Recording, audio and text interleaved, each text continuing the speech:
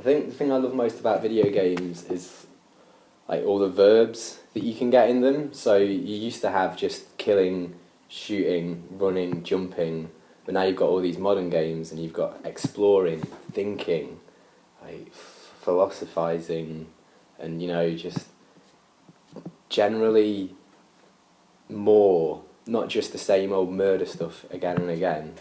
You get like The Witness, and it really makes you think, and Firewatch, you have to think about how lonely you are.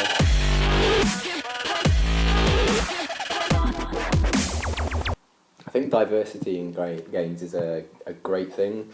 Like, again, back in the past, it was always you just white American guy, but now sometimes you're British, and other times, then sometimes you're Scottish, Irish, Welsh, and even in some games, you might be a woman, but usually you're just protecting a woman, or you're a woman who is, superpowered, and she that's her whole thing. She doesn't really have any depth, and it's pretty cool because you don't want any depth in your characters.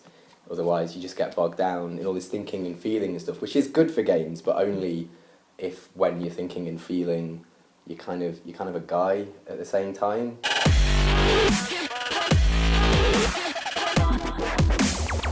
See, that's a funny question. I don't think anything can be too violent, just by definition. Is there a lot of violence in games? Yeah, there's a lot of violence in games, but there's also a lot of affection. You think of Gears of War, Dom loves his wife.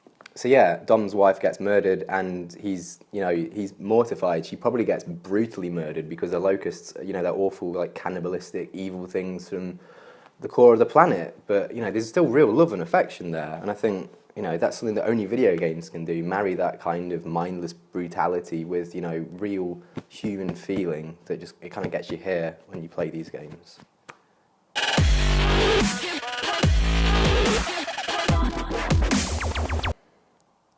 Yeah, I think they have. We've talked about violence in games and stuff, and there's also violence outside of games, and I think if you really truly love something, then that's when you're able to hate other people who don't love that, or they love it in a different way.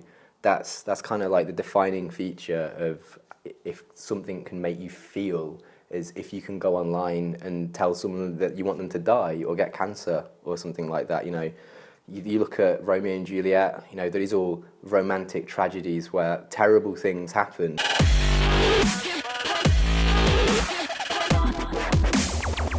So yeah, the violence surrounds these things, and it makes people violent because they love it so much, and they just want to tell people why they love it so much. And if other people don't understand why they love it so much, then they can only resort to violence to explain it, because I guess it's kind of like the great leveler. Not love, just, being really angry about things.